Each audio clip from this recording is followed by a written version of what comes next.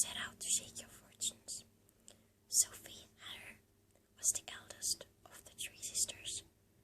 She was not even the child of Paul Woodcutter, which might have given her some chance of success. Her parents were well-to-do and kept a lady's hat shop in the prosperous town of Market Whipping. True, her own mother died when Sophie was 2 years old, and her sister Letty was 1 year old.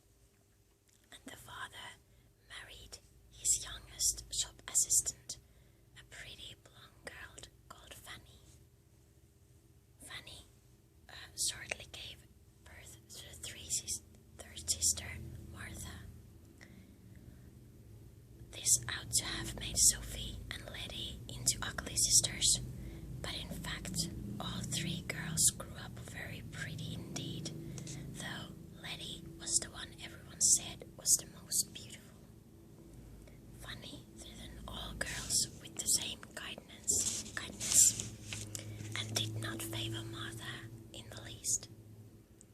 Mr. Hatter was proud of his 3 daughters and sent them all to the best school in town. Sophie was the most studious.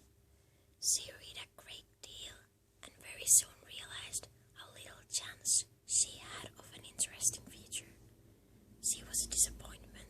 It was a disappointment to her, but she was still happy enough looking after her sisters and grooming Martha to seek her fortune when the time came. Sis Fanny was always busy in the shop. Sophie was the one who looked after the younger 2. There was a certain amount of screaming and hair-pulling between those younger 2. Letty was by no means resigned to being the one who, next to Sophie, was bound to be the least successful. "It's not fair," Letty would shout. "Why should Martha have the best of it just because she was born the youngest? I shall marry a prince, though, so there." To which Martha always retorted that she would end up disgustingly rich without having to marry anybody. Then Sophie would have to drag them apart and mend their clothes. She was very deft with her needle. As time went on, she made clothes for her sisters too. There was one deep rose outfit she made for Letty the May Day before this story really starts, which Fanny said looked as if it had come from the most expensive shop in Kingsbury. About this time, everyone really began talking of the witch of the waste again. It was said that the witch had threatened the life of the king's daughter, and that the king had commanded his personal magician, Wizard Suleiman, to go into the waste and deal with the witch.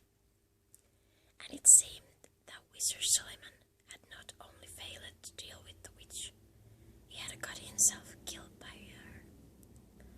So when, a few months after that, a tall black castle suddenly appeared on the hills above Market Whipping, blowing clouds of black smoke from its 4 tall tin turrets, everybody was fairly sure that the witch had moved out of the waste again and was about to terrorize the country the way she used to 50 years ago. People got very scared indeed. Nobody went out alone, particularly at night. What made it all the scarier was that the castle did not stay in the same place. Sometimes it was a tall black smudge on the moors of the northwest. Sometimes it reared above the rocks of the east, and sometimes it came right downhill to sit in the heather only just beyond the last farm to north. You could see it actually moving sometimes, with smoke pouring out from the turrets in dirty grey cuts. For a while, everyone was certain that the castle would come right down into a valley before long, and the major talk of sending to king for help. But castle stayed rowing above the hills, and it was learned that it did not belong to the witch, but to Wizard Howl. Wizard Howl was bad enough, though he did not seem to want to leave the hills. He was known to amuse himself by collecting young girls and sucking the souls from them. Or some people said he ate their hearts. He was an utterly cold-blooded and heartless wizard, and no young girl was safe from him if he got her on her own. Sophie, Letty, and Martha, along with all the other girls in Market Whipping, were warned never go out alone, which was a great annoyance to them. They wondered what use Wizard Howl found for all the souls he collected. They had other things on their minds before long. However, for Mr. Hatter died suddenly just as Sophie was old enough to leave school for good. It then appeared that Mr. Hatter had been altogether too proud of his daughters. The school fees he had been paying had left the shop with quite heavy debts. When the funeral was over, Fanny sat down in the parlor in the house next door to the shop and explained the situation. "You'll all have to leave that school, I'm afraid," she said. "I've been doing sums back and forth and sideways, and the only way I can see to keep the business going and take care of the three of you is to see you all settle in a promising apprenticeship somewhere. It isn't practical to have you all in the shop. I can afford it. So, this is what I've decided. Letty first." Letty looked up, glowing with health and beauty, which even sorrow and black clothes could not hide. "I want to go earning," he said. "So you shall have," said Fanny. "I have arranged for you to be apprenticed to Cesaris, the pastry cook in Market Square, that they have named for treating their learners like kings and queens, and you should be very happy there, as well as learning a useful trade. Mrs. Cesaris is a good customer and a good friend, and she's agreed to squeeze you in as a favor." Letty laughed in the way that showed she was not at all pleased.